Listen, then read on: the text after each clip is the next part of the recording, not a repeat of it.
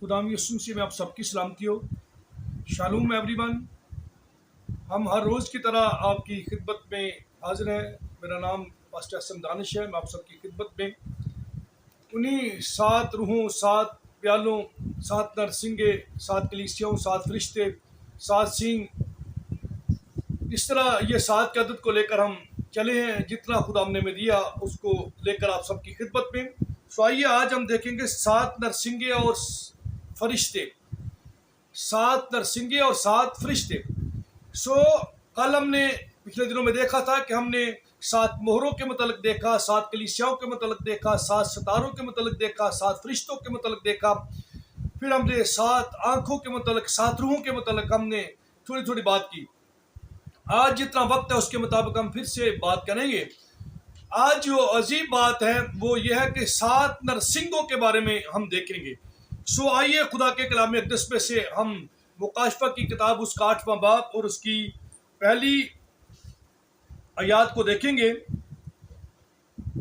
लिखा है कि जब उसने, मुकाशफा की किताब उसका 8वां बाब और पहली आयत से पढ़ना शुरू करेंगे। जब उसने 7वीं मोहर खोली तो आध घंटे के करीब आसमान में खामोशी रही और मैंने उन 7 फरिश्तों को देखा जो खुदा के सामने खड़े रहते हैं और उन्हें 7 नरसिंगे दिए गए। हालेलुया जी। कल हमने यहीं पर छोड़ा था कि आधे घंटे की खामोशी है। मेरे जीजों, ये आध घंटे की खामोशी जो है, हमने देखा था कि इस बात का इजहार है कि खुदावंद की ज़ात अक़दस ने कायनात को बनाया है और इसमें आदम जो है, मैं और आप जो है वो स्पेशल खुदा की तख्लीक है। सारी कायनात को खुदा की ज़ात अक़दस ने आपके लिए और मेरे लिए तख्लीक किया है। इसलिए खुदावंद की ज़ात अक़दस जब ये 7 फरिश्ते जो हैं खुदा के तख्त के सामने ये खड़े हैं, अब इन्हें 7 मोहरें और नरसिंगे जो है जब खोलती हैं, मोहरें खोलती हैं, नरसिंगे जो दिए गए हैं, तो ये खामोशी इसलिए थी कि जब ये पहला, दूसरा, तीसरा, चौथा, 5वां नरसिंगा, 6ठा, 7वां खोला जाएगा तो इसमें बड़ी मुसीबतें नाज़िल होंगी। कल हमने घोड़ों के मुतल्लिक़ में देखा था, लेकिन ये मुसीबतें जो मोहरों के तल्क से हैं ये ज़्यादा संगीन है। हम इन सारे हवालों को पढ़ेंगे नहीं, इन हवालाजात को, लेकिन मुख्तसर बात करेंगे। फिर हम देखते हैं इसके बाद 7 प्याले हैं। 7 प्याले जो हैं उनकी जो वबाएं हैं, उनकी जो सजाएं हैं, उनमें जो तकलीफ़ात हैं, उनमें जो अज़ाब इलाही है वो इससे भी बहुत ज़्यादा है। बल्कि इन्हीं में हम देखते हैं कि जब नरसिंगे फूंके जाते हैं तो लोग मौत को मांगते हैं, लोग मौत की डिज़ायर करते हैं, लेकिन मौत नहीं आती। पर ये हुआ क्यों है, हम इस पर गौर करेंगे, इसमें इम्पोर्टेंट देखेंगे। आइए, पहली बात तो यह है कि हम नरसिंगों को देखें कि पुराने अहदनामे में भी ये नरसिंगे इस्तेमाल होते थे।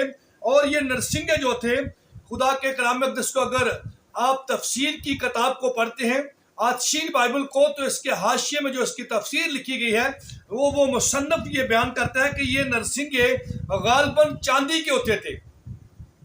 और अब के दौर में तो हम देखते हैं कि ये नरसिंगे नर जो हरन हैं, 12 सिंगे हैं, इनके सिंगों से भी लिए जाते हैं और इन सिंगों को खुदा के जलाल के लिए वो फूंकते हैं और इनकी मुख्तलिफ अलामात हैं, इनका एक असर है, ये अलान है, ये नरसिंगों की डिफरेंट आवाज़ें हैं जो बयान करती हैं मुख्तलिफ कौल्स को, मुख्तलिफ अलामात को। यहाँ पर खुदाम का कलाम हमें यह सिखाता है कि ये नरसिंगे जो थे ये गालबन चांदी के होते थे, जो खैमा इज्तिमा में पहले इस्तेमाल होते थे और उसके बाद ये हैकल में इस्तेमाल हुए। हालेलुया, आमीन। ये हुआ करते थे जी। इन हवाला जात को हम देख सकते हैं गिनती की किताब 10वां बाब और उसकी दूसरी आय मुबारका में, जब ये खैमा इज्तिमा में इस्तेमाल होते थे। हैकल में इस्तेमाल के मुतल्लिक़ आप दूसरी तवारीख उसका 5वां बाब और उसकी 12वीं आय मुबारका में देख सकते हैं।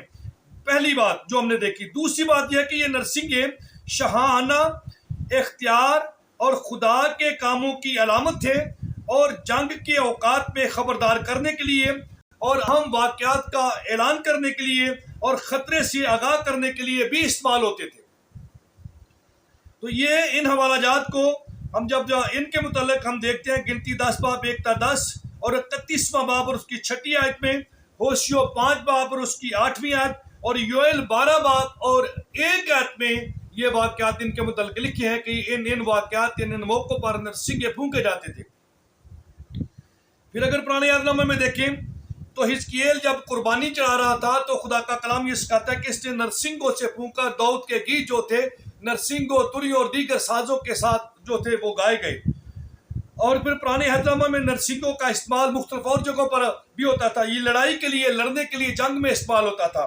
اگر گنتی 10 باب اور اس کی 9ویں آیت کو دیکھیں تو وہاں خداوند کا کلام ہمیں یہ سکھاتا ہے کہ خداوند نے یہ کہا کہ جب تم لڑنے کے لیے، جنگ کے لیے نکلو تو زور سے نرسنگے پھونکو۔ یہ سائن تھا کہ ہم لڑنے کو، خدا ہمارے ساتھ ہے، جنگ جو ہے جو لڑ رہے ہیں یہ خدا کی جنگ ہے، یہوہ پاک خدا جو ہے وہ ہمارے ساتھ جنگ لڑ رہا ہے اور ہم ضرور فتح پائیں گے تاکہ اس کے دشمنوں پر اس کا رعب اور دہشت آ جائے۔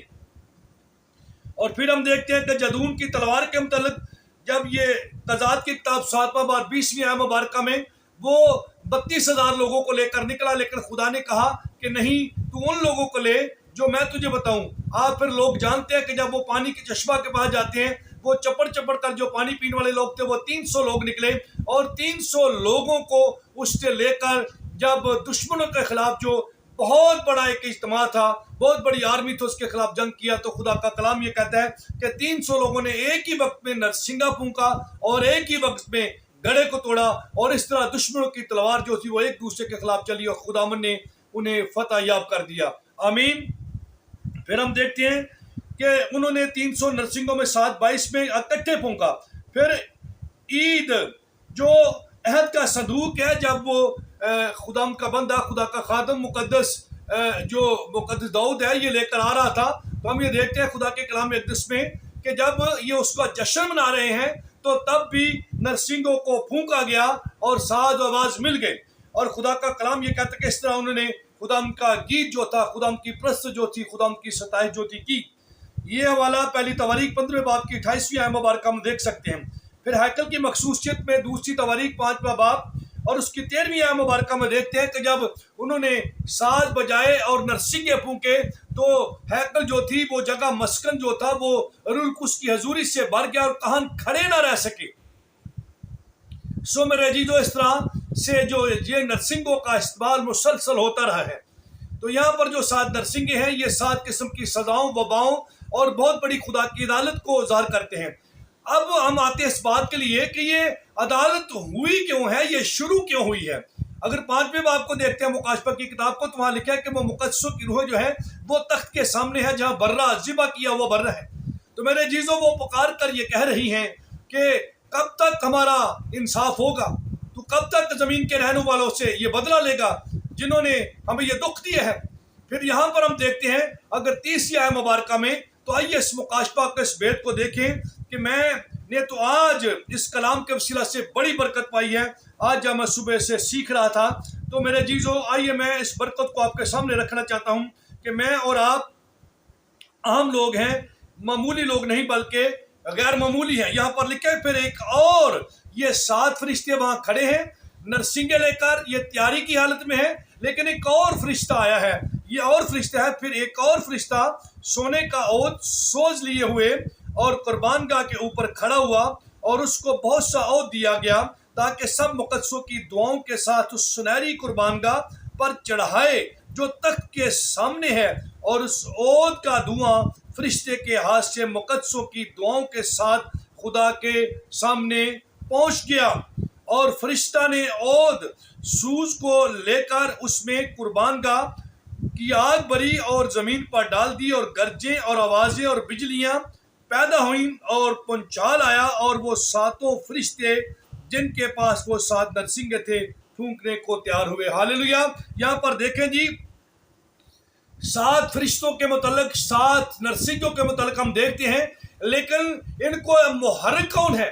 یہاں پر مقدسوں کی دعائیں ہیں۔ میں آج صبح جب یہ سوچ رہا تھا، اس پر گیان کر رہا تھا، تو میں حیران ہو رہا تھا کہ ہم یہ سمجھتے ہیں کہ جو دعائیں ہم زمین پر مانگتے ہیں شاید یہ ایسے ہی ہے، ہمیں مانگے یا نہ مانگے اس سے کچھ فرق نہیں پڑتا، لیکن آج صبح جو میں اس کلام کو دیکھ رہا تھا، اس پر غور کر رہا تھا، تو مجھے پتا چلا کہ مقدسوں کی دعائیں جو ہیں وہ رنگ لاتی ہیں۔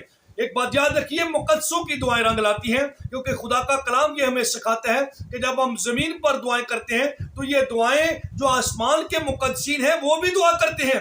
جیسے ہم نے برہ کے ذبح کیے کے کھڑے اور تخت کے سامنے ان کی روحوں کو دیکھا جو ایک بے شمار بھیڑ ہے، لاکھوں کروڑوں فرشتوں کے درمیان میں یہ دعا مانگ رہی ہے، کر رہی ہے، اپنی پکار کو بلند کر رہی ہے، خدا سے گفتگو کر رہی ہے، اپنے انصاف کے متعلق اپیل کر رہے ہیں، درخواست کر رہے ہیں، گفتگو کر رہے ہیں. تو میرے عزیزو، یہاں پر ہم نے دیکھا کہ وہ دعائیں جو آسمان پر کی جاتی ہیں ان کا بھی ایک جگہ ہے، یہ سونے کے پیالے ہیں. اور پھر ہماری دعائیں جو ہیں جب زمین سے ہم کرتے ہیں تو یہ دعائیں وہاں جا کر مل جاتی ہیں.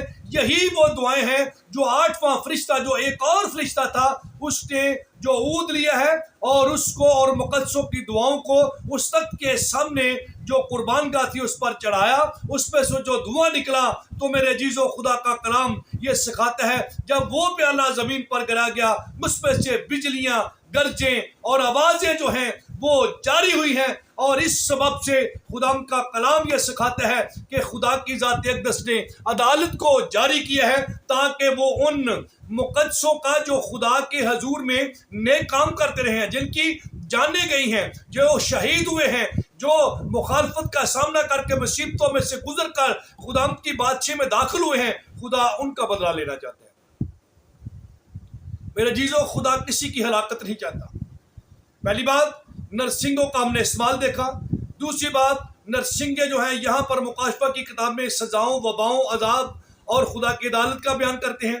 تیسری بات، فرشتے انہیں لے کر کھڑے ہیں. یہ تیاری کیوں ہوئی ہے؟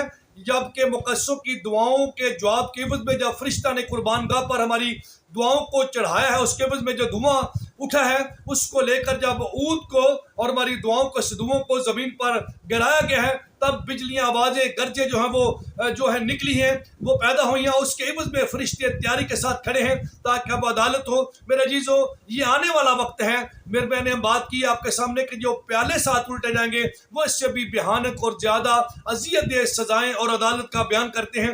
میرے عزیزو، اب یہ وقت ہے کہ ہم دعا کریں اپنے لیے، کیونکہ ہماری دعائیں اہم ہیں. ہم نے جان لیا ہے کہ ہماری دعائیں آسمان پر خدا کے حضور میں ہوتی ہیں اور مقدسوں کے ساتھ مل کر یہ سونے کے پیالوں میں رکھی جاتی ہیں، یہ عود کے ساتھ ملائی جاتی ہیں، یہ ایک جواب کو لے کر آتی ہیں، یہ ایک بڑے فائنل ججمنٹ کا جو ہے وہ آغاز کرتی ہیں. خدا ہماری دعاؤں کو عزیز رکھتا ہے. میرے عزیزو، آئیے ہم دعا مانگیں، اپنے لیے شفاعت کریں دوسروں کی کہ خدا انہیں بچائے تاکہ آنے والے عذاب اور آنے والے دکھ میں خدا ہم بہت ساری روحوں کو بچا لے. کوئی عذاب کا سامنا، جیسے ہم نے 8ویں باب کی پہلی آیت میں دیکھا تھا کہ 8 گھنٹے کی خاموشی، در حقیقت خدا کسی کی ہلاکت نہیں چاہتا.